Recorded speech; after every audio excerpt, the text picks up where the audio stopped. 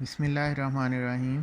तो बेटा हमारा next topic of discussion relevant to the inductance topic is inductance of toroid. तो basically हमारे पास यहाँ पे जो डिस्कशन की जाएगी that is relevant to the toroid of circular cross section. अगर हम बेटा सिंपली क्या करें, एक सॉलिनाइड जो कि हमारे पास लॉन्ग फॉर्म में हुआ करती है उसको बेंड कर दें सर्कुलर पाथ में, तो हमारे पास एक टोराइड ऑब्टेन होती है। It means when a long solenoid bend in a circular loop and close itself, then toroid obtain। अब याद रखें बेटा कि यहाँ पे इसके corresponding magnetic line of flux almost entire होगा। इसकी रीज़न ये है कि हमारे पास इस क्लोज लूप के कॉरेस्पॉन्डिंग अगर हम एक एंड से करंट को एंटर कर रहे हैं तो सेम उसी एंड से हमारे पास करंट जो है वो आउटसाइड पे ऑब्टेन हो रहा होगा। इट मीन्स कि यहाँ पे क्लोज लूप जनरेट हो रही होगी। और फिर हमें ये भी पता है कि अगर हम इसको करंट प्रोवाइड कर रहे हैं तो इलेक्ट्रिक फील्ड प्रोवाइड करने की वजह से मैग्नेटिक फील्ड इस्टेब्लिश होती है। और यहाँ पे जब मैग्नेटिक फील्ड इस्टेब्लिश होगी तो हमारे पास चेंज इन फ्लक्स आएगा ड्यू टू मैग्नेटिक फ्लक्स। और याद रखें बेटा कि यहाँ पे यूनिफॉर्म क्रॉस सेक्शनल एरिया होने की वजह से जो फ्लक्स होगा वो एंटायरली मैक्सिमम होगा अक्रॉस इनर साइड, और हमारे पास फ्लक्स आउटर साइड पे मिनिमम जनरेट होगा। यहाँ पे जो कैपिटल आर है that is the inner radius, और ये जो स्मॉल आर है ये हमारे पास इस टोराइड का रेडियस कंसीडर किया जाएगा। तो फिर आपको ये भी पता है कि अगर हमारे पास इस तरह की एक क्लोज फॉर्म जनरेट हो रही हो तो यहाँ पे हम फ्लक्स को कैलकुलेट करने के लिए अम्पेयर्स सर्किटल लॉ को इम्प्लीमेंट किया करते हैं।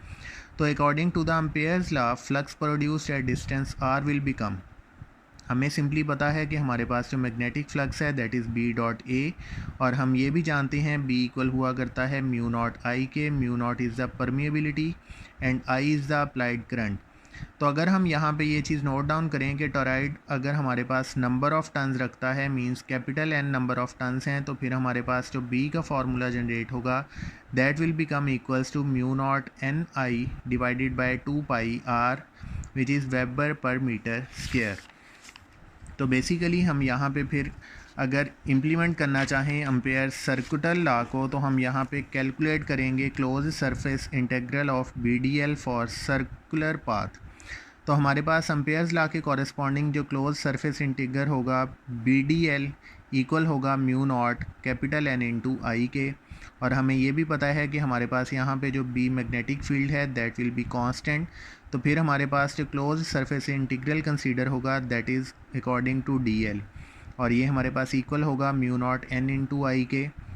और हमारे पास जो close surface integral D L है that will become equals to 2 pi are. तो हमारे पास बी का एक फार्मूला जनरेट हो गया mu naught N into I divided by 2 pi are.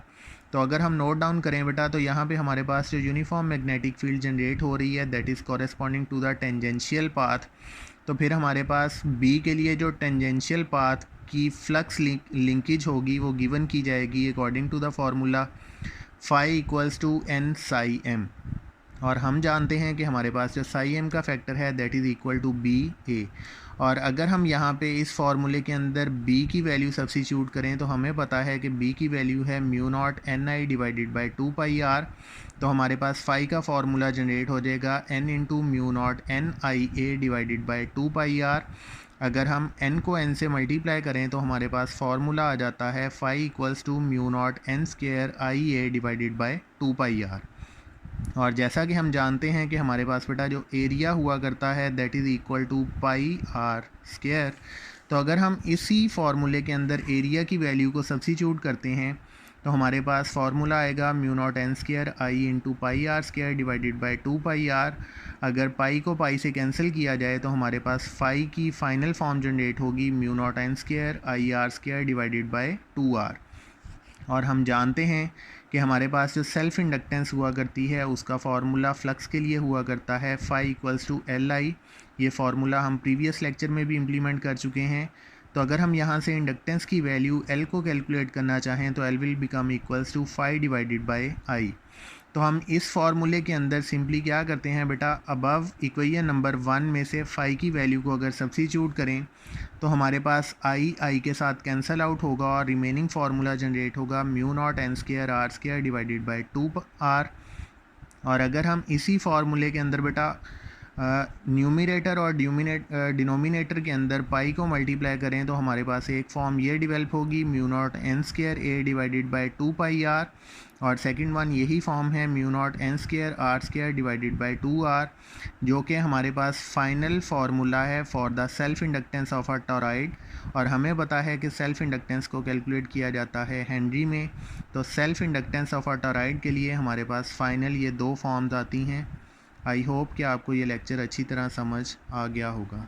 Thank you.